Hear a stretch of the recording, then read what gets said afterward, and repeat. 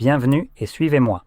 J'ai le Redmi Note 15 Pro et aujourd'hui je vais vous montrer comment enregistrer l'écran sur cet appareil.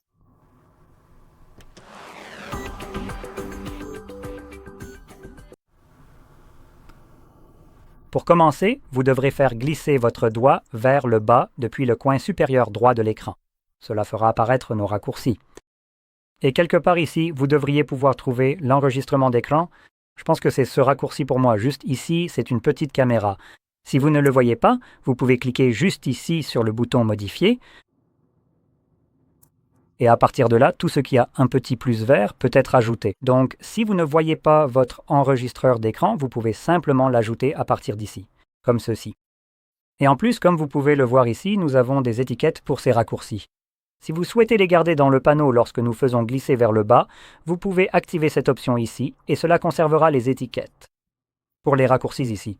Quoi qu'il en soit, une fois que l'enregistreur d'écran est ajouté, nous pouvons le maintenir appuyé la première fois. Et la raison à cela, c'est que nous pouvons ici modifier les paramètres.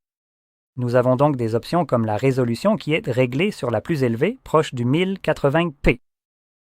La qualité vidéo est à 16 mégabits par seconde, elle peut monter jusqu'à 100, même si je ne le recommande pas. Pour la qualité ici, je recommanderais de rester à 16, voire 24 au maximum. Et pour le taux de rafraîchissement, je le mettrai automatiquement à 60.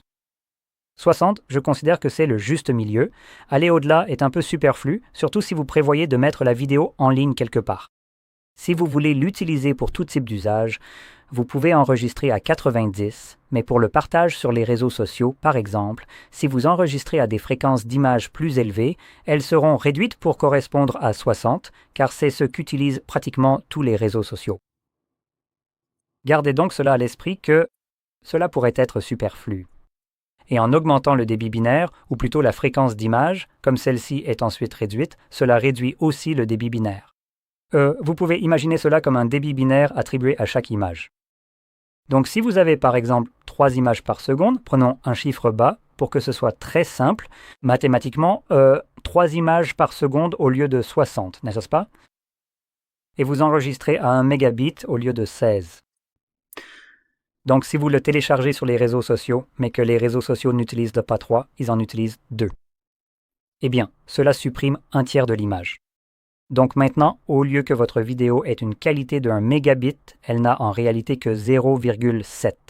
C'est donc à cela que vous pouvez vous attendre. C'est pourquoi je recommande de le régler sur 60. Ce serait un bon compromis et cela vous offre essentiellement une qualité fantastique avec le débit, une grande fluidité et une excellente résolution. Bref, plus bas, nous avons des options comme verrouiller l'écran pour arrêter l'enregistrement. Nous avons l'affichage des gestes tactiles pour visualiser les gestes à l'aide d'un point blanc. Cela va essentiellement enregistrer un point blanc semi-transparent et assez large à l'endroit où votre doigt appuie sur l'écran. C'est là pour indiquer sur quoi vous appuyez pendant l'enregistrement. C'est donc facilement reconnaissable, mais cela peut être un peu distrayant pour par exemple des vidéos comme des gameplays. Et nous avons aussi l'option d'afficher le haut des boutons. Bref, fermons ceci et trouvons le bouton à bascule. Cette fois-ci, nous allons cliquer dessus. Cela fait apparaître cette superposition avec quelques options comme évidemment l'enregistrement, le dossier que nous pouvons ignorer, car nous pouvons simplement retrouver nos enregistrements dans la galerie. Nous avons les paramètres auxquels nous accédons en maintenant le bouton à bascule et nous devons fermer cette superposition. Alors commençons l'enregistrement avec le cercle rouge et voilà. Et tout ce que vous ferez maintenant sera enregistré par l'appareil.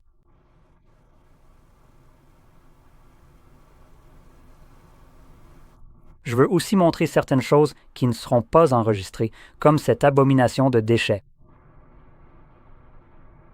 Je tiens à le signaler.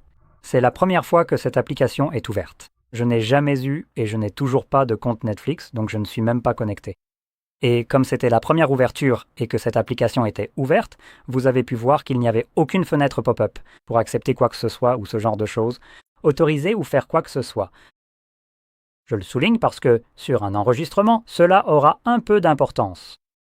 Bref, interagissons avec ceci et cliquons sur le carré. Comme vous pouvez le voir, cela enregistre votre enregistrement d'écran dans votre application de galerie. Désormais, vos enregistrements d'écran seront visibles ici dans l'onglet principal. Mais je vous recommande de prendre l'habitude d'aller dans les albums et, dans les albums, de chercher l'album des captures d'écran et des enregistrements d'écran. Cela vous facilitera grandement la tâche pour retrouver vos captures d'écran ou vos enregistrements d'écran selon ce que vous cherchez, puisqu'ils sont tous deux organisés ici et dans chaque catégorie, donc enregistrement d'écran et capture d'écran. Cela rend la recherche de ce que vous voulez vraiment très facile, sans avoir besoin de faire défiler des images, des vidéos, des photos, je ne sais pas, des mèmes et d'autres choses que vous stockez sur votre appareil. Et voici l'enregistrement d'écran. Permettez-moi, bien sûr, autoriser, tout autoriser. Et vous pouvez voir qu'il est en train de jouer maintenant. Laissez-moi juste faire une chose rapidement. Voilà. Donc il y a une chose que vous finirez par rencontrer d'une manière ou d'une autre, c'est ceci.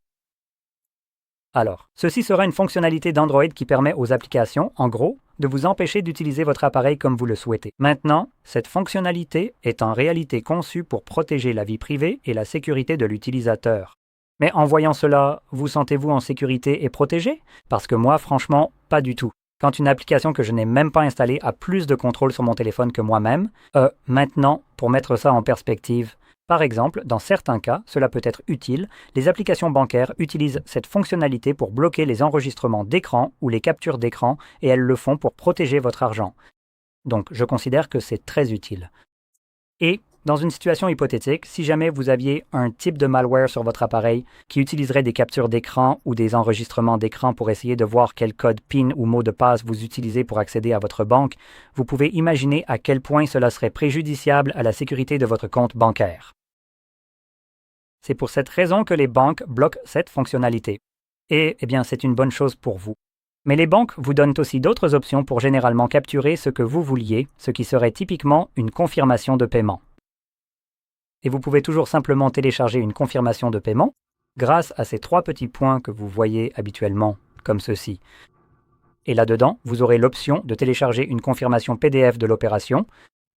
Maintenant, là où cela est aussi utilisé, comme vous l'avez vu, c'est dans des trucs comme Netflix ou toute autre plateforme de streaming parce qu'ils veulent se protéger, pas vous. C'est magnifique. Mettons ça complètement de côté. Ils veulent se protéger eux-mêmes pour que vous ne piratiez pas leur contenu maintenant. Si vous essayez de capturer leur contenu via leur application, cela signifie que vous payez un abonnement. À mon avis, ce n'est pas leurs affaires ce que vous comptez faire avec votre appareil, surtout quand vous payez ces enfoirés pour le service. Donc je dirais à Netflix, tais-toi et prends mon argent, mais ne touche pas à mon appareil. Parce que sinon, je serai obligé de faire ce que je fais en ce moment. Ce que je fais, c'est vous montrer comment contourner ces conneries, parce que c'est votre appareil. Donc vous devriez en avoir le contrôle total et faire ce que vous voulez. Et en réalité, prendre une capture d'écran ou enregistrer l'écran d'une série ou d'un film que vous regardez n'est pas illégal en soi. Ce n'est pas du piratage immédiatement. Ça ne le devient que si vous décidez de le partager. Et c'est un peu plus que la véritable autorisation légale qui est l'usage équitable, je crois, et qui vous permet de partager quelque chose jusqu'à environ 30 secondes. Cependant, je vous recommande de vérifier cela pour être absolument certain de la durée autorisée. Mais ce que nous allons faire, c'est chercher quelque chose comme des alternatives à paystream.move.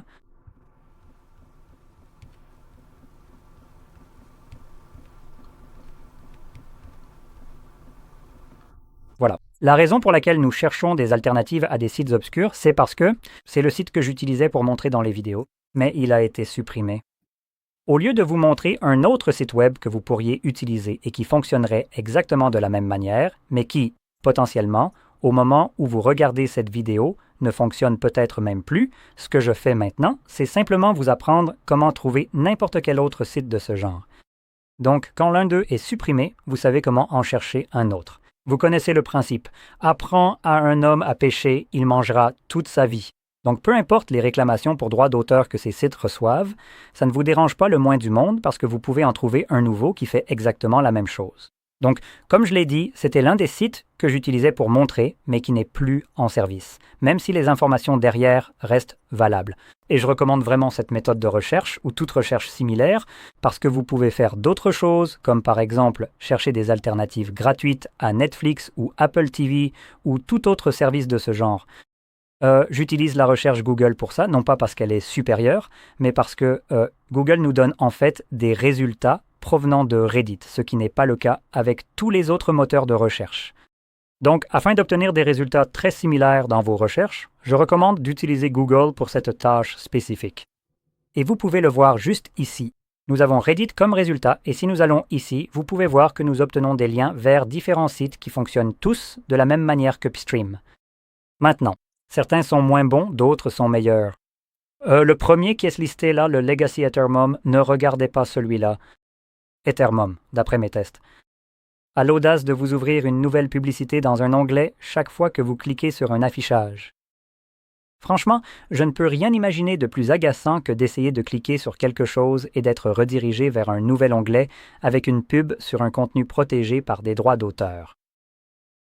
Donc pour cette raison, je recommande de vérifier les autres options, il y en a plein, et de trouver celle qui vous convient le mieux. Et pourquoi ça fonctionne ici?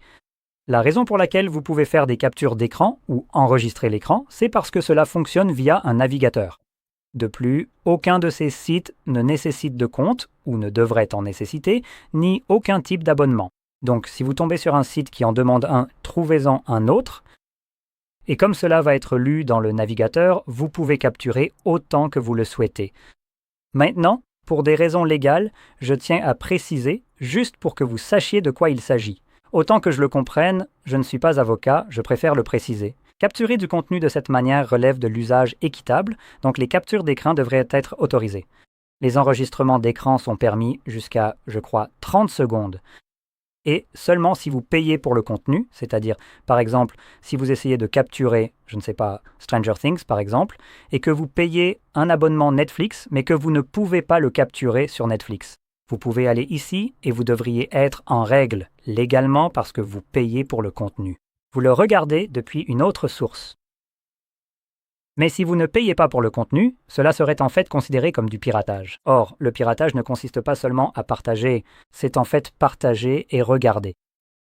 Donc dans les deux cas, vous pouvez faire l'un ou l'autre, et cela serait considéré comme du piratage si vous n'avez pas d'abonnement. Donc soyez conscient de cela. Évidemment, tout type de partage dépassant une durée d'environ 30 secondes serait automatiquement considéré comme du piratage, que vous payez ou non. Donc, utilisez cela à vos propres risques. Bref, maintenant que cela est dit, j'espère que vous avez trouvé cela très utile et si c'est le cas, n'oubliez pas de liker, de vous abonner et merci d'avoir regardé.